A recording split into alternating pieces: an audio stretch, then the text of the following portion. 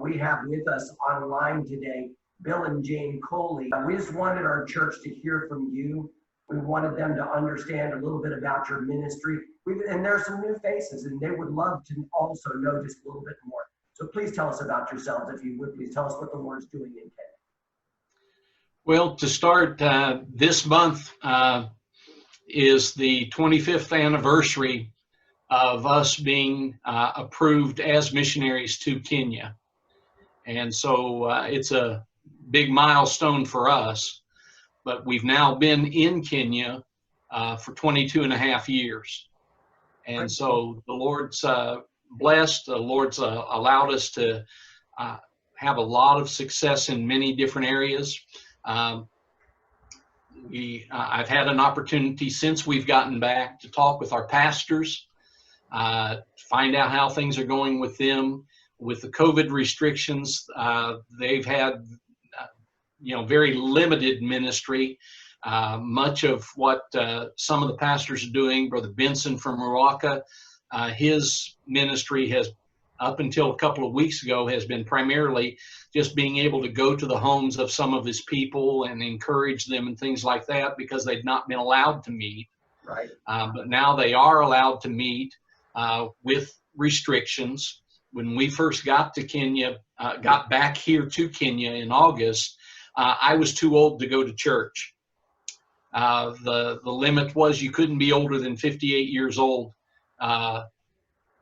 And so they fortunately have raised that back up, so now I can get back into church. But they've had some difficulties. They are being allowed to meet. They do have to practice social distancing. They have to take everybody's temperature. They have to record the name of every person that has shows up. They have to make sure that they have sanitizer stations available, and then they have to disinfect everything after each service. Right. Wow. And so it's been tough for the pastors here, but we've had a chance to get back with them, meet with them, encourage them, and looking forward to being able to get back into the churches themselves and be able to spend time with the people there.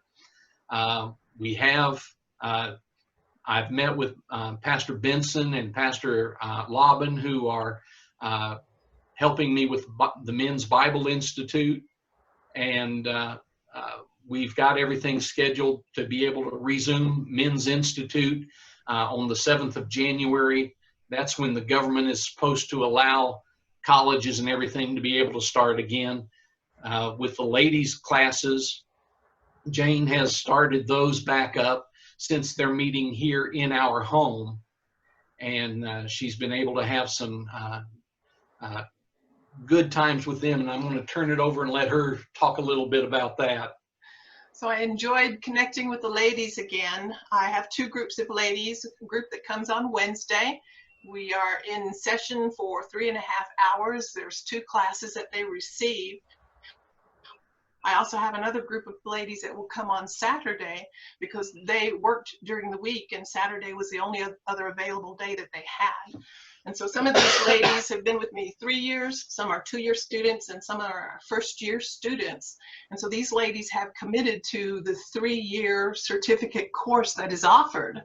And I want to thank Faith Baptist for the donations of books that you let us go with when we were last with you, because when the ladies saw it, and I stacked the books up there, the new stack of books, and they were excited about being able to check out books. Again, I'll say it again, I think I already said it earlier, but of course, English is not their first language, so they do read a little bit slower when they're reading the English books.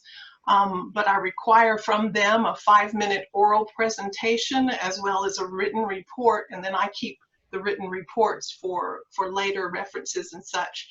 But it's about encouraging the ladies to take what they know and share it with someone else, and I'm very excited about that. I'm just so grateful for you guys and what you've done in the field in these years. This is a small gesture, but this is the team, and this church wanted to make sure that you understand we value faithfulness, we value hard work, and it was 25 years ago. We all set off to be missionaries, and you went and you're there and you haven't quit.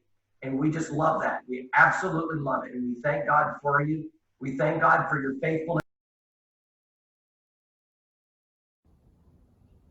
Hi, this is Bobby Bechtel, your missionary to Kenya, Africa through the Hope Foundation of Kenya. And I'm just happy to be able to be with you right now during your service. I wanted to give you a little bit of an update. As many of you know, I'm supposed to be in Kenya right now in September, but due to the COVID continuing problems around the world, they haven't opened up officially travel to Kenya. It looks like it might happen at the end of September, but it looks like I'm going to be going to Kenya in January 2021. So I ask you to continue to pray for our ministry there. We have great people there, a great host of pastors and teachers that are doing just a tremendous job. The great news is that churches are now reopening on Sundays. They still have a limited amount of people they can have. We have an auditorium there that will seat about 700 people, and they're only allowed to have about 150 to 200 in that auditorium due to having everybody have to be spaced out. The schools continue to go on. Our younger children are able to come in once a month, and they get their assignments for the month, take them home. They also get a food bundle that is to last them for a whole month, and so they're only seeing their teachers once a month. The older kids in 7th and 8th grade, they're able to come in groups of 15 spaced out during the week, and so they are getting their education at the school, but they're only allowed to be at 15 at a time. And remember, the 8th graders are preparing for their national exam at the end of the year, and this allows them to go on to high school. So please keep our 8th graders in prayer as they're preparing for that exam. Our high schoolers, that's a totally different situation. They are spread out in 3 different areas because we're not allowed to have them in our dormitory boarding situation. And so our high school teachers, every Friday, they get on our bus and they go to 3 different rural locations. The students from the high school come, meet with their teachers, get assignments, ask questions. They're also doing something brand new, and that is they're having Zoom classes and using WhatsApp, which is something that we've never even attempted to do in Kenya due to the internet service. But it's all working fairly well, and so we ask you once again to pray for our students. Many of them still do not know the Lord. And remember, we work in an area that is 70% rural Muslim, and so we are still witnessing to these kids. We still are giving them spiritual assignments to do every week, even though we are not being able to have chapel services and things like we normally do. So please pray for those who do not know Jesus Christ as their Savior. The last thing I just want to share was just some tremendous things that are going on, because if you've been reading our newsletters, you know that people are still getting saved even through the pandemic. And we had a lady that was very ill. She'd been put in the hospital. She wasn't a Christian. She wasn't in our ministry in any way, didn't go to any of our churches, but her neighbor went to Pastor Alan Awano's church in Majioni, Kenya. And so she came to Pastor Alan and said, "Can we help this lady?" And as Pastor Alan was speaking with her and discussing with the elders, deacons of his church about what they might be able to do, they got word that she had been sent away from the hospital without having the surgery that she needed because she didn't have the money. And that when she had arrived back at her home where her 3 children had been staying with her grandmother, that the landlord said, "Since you haven't paid your rent for the last 2 months, you have to leave." And so basically she was homeless, she needed surgery. And so Alan and his church immediately went into action. They went, found her a place to stay. They arranged for her to go back to the hospital. She had her surgery. She was released from the hospital. This all is happening in July. When she got back to her home, Pastor Alan and several members of the church went over to visit her. And as the custom, her neighbors came over to be with her as they were having this time of prayer and praise that her surgery had gone well. And through that little time, 3 of her neighbors came to know the Lord, and she came to know the Lord. So 4 people got saved that day. They are attending the church, and her testimony was, "The last time I stepped foot in a church was 8 years ago, and the reason I left is because I did not see the love of God. And through this situation, I've seen the love of God, and it's made me believe in Him again, and I have accepted His Son Jesus as my Savior." So great things are still happening in Kenya. We appreciate your support. Please continue praying for us. We know that through prayer, mighty things can happen even when the world seems to be upside down.